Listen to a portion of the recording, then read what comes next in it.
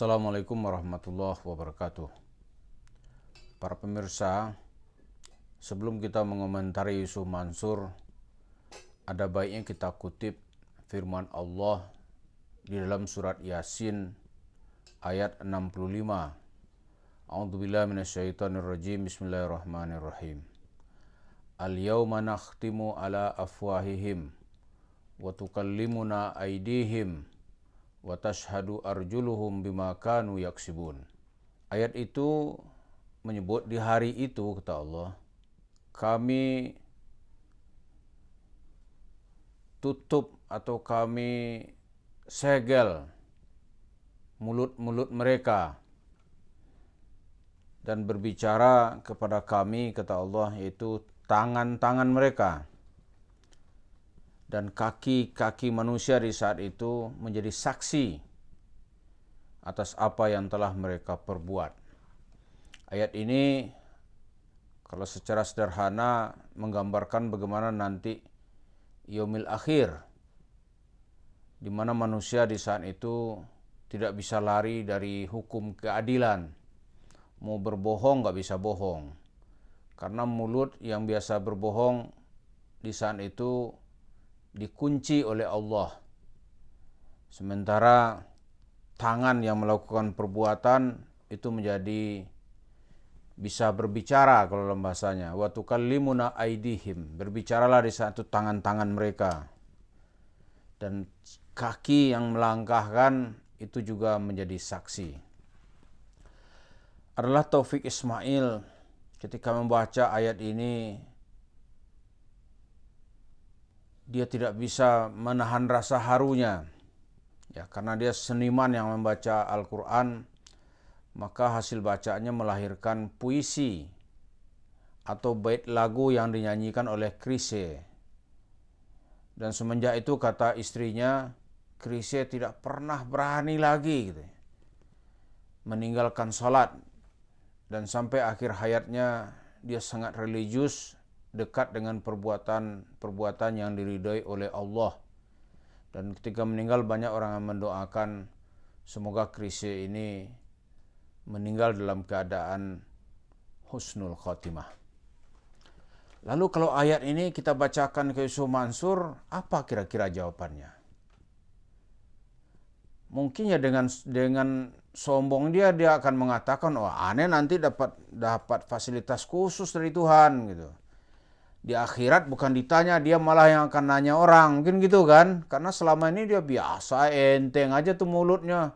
Ibunya lah yang sedang taklim dengan Khadijah gitu. Lalu malaikat memperkenalkannya kepada Nabi Muhammad, ya Muhammad, gitu kan ceritanya. Inilah Yusuf Mansur yang bermodalkan salawat untuk berjumpa denganmu. Jadi dia yakin benar dia, seperti orang-orang Yahudi gitu, yang merasa dialah nanti umat pilihan. Ya, Yusuf Mansur merasa umat pilihan Tuhan yang diajak bicara langsung oleh Allah. Gitu. Nah, lalu apa hubungannya dengan cerita warung steak and shake yang terus-menerus digugat orang hari ini? Kita melihat Yusuf Mansur ini ya karena dia biasa berdusta. Kepada Hotman Paris dia mengatakan, saya nggak ada makan duit Pak Hotman. Gitu. Kalau saya terbukti makan duit, saya berhenti jadi ustadz. Gitu kan, kira-kira tahun 2001, sekitar bulan Desember, dia bicara seperti itu. Orang-orang tentu saja mendengarkannya geli gitu. Ya makan duit, mana ada orang makan duit. Seperti cerita Yusuf Mansur, makanan saya nasi. Makan duit juga nggak ada, kuda lumping aja mungkin ya makanannya bling gitu ceritanya kan. Jadi dia bohong-bohong aja. Cuma ketika itu karena dia tidak pada posisi berseberangan dengan Hotman tidak berani mengejarnya. Hanya mengejarnya ya kalau kata orang Arab nih kalimah atau kalimatennya, satu atau dua kata aja. Dari mana duitnya gitu? Besar sekali. Dia dengan enteng mengatakan ini duit dari usaha kosmetik anaknya, Wirda Mansur yang masih bocah ketika itu. Jadi bocah bisa menghasilkan uang triliunan Karena menurut cerita Yusuf Mansur, Paytrennya sebelum dibunuh mati oleh OJK, itu asetnya, kita bisa lihat di video itu, ada 10 triliun katanya. Dan pada saat dimatikan oleh OJK, kantor sudah nggak punya, ada dijualin. Karyawan nggak ada, sebagian ditelantarkan gajinya. Kemudian pada bagian lain uangnya mungkin sudah dipindah-pindahkan. Kemana dipindahkan? Kalau uangnya 10 triliun, taruhlah kebenarnya 5 triliun. Oh, itu berapa itu kalau dia bangun, ya di antara yang nampak sekarang ini, itu dia bangunkan ke warung steak and shake. Ya, dia bangunkan warung steak and shake. Jemaah Masjid Kota Wisata yakin benar itu. Lalu bagaimana ceritanya nih? Kok Yusuf Mansur nih pusaran atau putaran hidupnya tidak lebih dari cerita duit. Gitu. Ilmu agama yang diberikan ke masyarakat nggak ada kalau menurut saya. Nggak ada nilai ilmunya, ini cerita duit. Nah setelah duit dapat dia kabur seperti pencuri yang sudah berhasil merogoh kalung atau dompet orang gitu. Lari sudah gitu. Nah, Yusuf Mansur seperti itu. Karena itu mantan teman-temannya seperti Iqbal, dia satu kata aja kepada Yusuf Mansur, maling. Nggak ada tuh Ustadz sama maling. Nah, sekarang Yusuf Mansur tentu tidak sendiri orang seperti Iqbal ini yang menuduh dia maling gitu. Banyak yang lain-lain. Nah, sekarang saksinya itu apa gitu.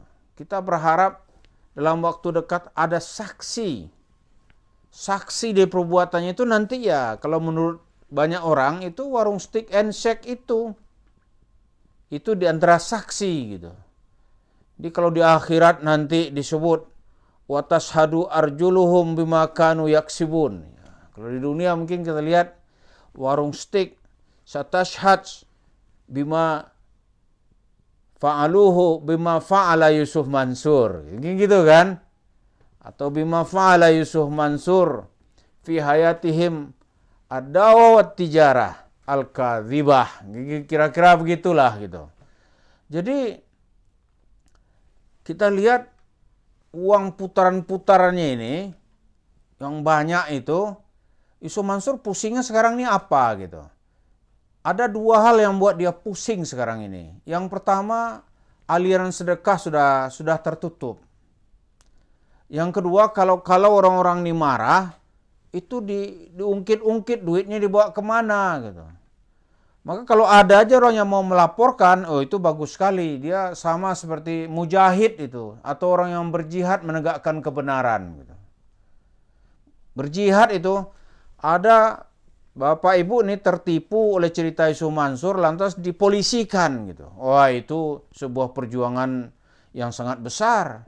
Pahalanya besar itu karena kita menegakkan kebenaran gitu. Mengungkap kepalsuan Yusuf Mansur gitu. Iya kan? Nah, sekarang kan banyak tuh di pengadilan orang mulai berani. Kalau dulu tuh kan masyarakat pakeuh kalau bahasa orang Jawa ini enggak enakan. Enggak enakan apa nih, kita dituduh nanti menyerang Islam gitu. Nanti kita dituduh menyerang ustadz. Enggak, sekarang tuh enggak ada. Itu perbuatan kriminal seorang personal, enggak ada hubungan dengan agama gitu. Maka kalau ada data ya dilaporkan biar agama Islam ini terselamatkan gitu. Dan dia tidak terbawa-bawa dalam pusaran apakah itu penipuan, apakah itu cerita omong kosong, investasi bodong gitu. Karena yang namanya Yusuf Mansur kasusnya banyak dan bakal banyak. Karena ya banyak sekali ternyata tempat-tempat yang dia dinilai sukses meraup uang. Nah, kemarin saya bicara sama Jani, kalau uang itu tidak digunakan sesuai tujuannya, oh itu bisa nanti dituduh pencucian uang. Jadi kalau ada bukti nanti ada yang melapor dia dirugikan, itu mudah-mudahan bisa ditelusuri itu kemana uangnya itu. Walaupun sedikit. Jadi kalau ada yang dulu pernah berinvestasi walaupun sedikit, cepat-cepatlah dilaporkan. Maka Yusuf Mansur mungkin akan mengajak Bapak Ibu sekalian itu cepat-cepat mencari perdamaian gitu. Jadi kan lumayan uang kembali. Tapi adanya laporan ini, itu akan membuka misteri besar. Kemana uang-uang jemaah itu dibawa oleh Yusuf Mansur? Kalau jemaah kota wisata yang kita interview, dia yakin itu uangnya dibawa.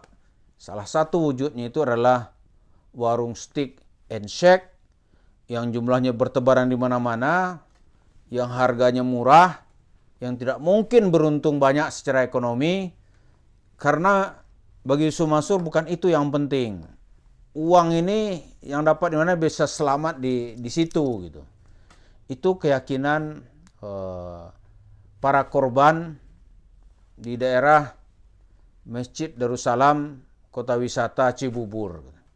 Mari kita tunggu terus. Semoga firman Allah yang kita bacakan tadi itu bisa menjadi titik awal untuk mengungkap bagaimana kepalsuan demi kepalsuan, kebohongan demi kebohongan yang diobral oleh Yusuf Mansur.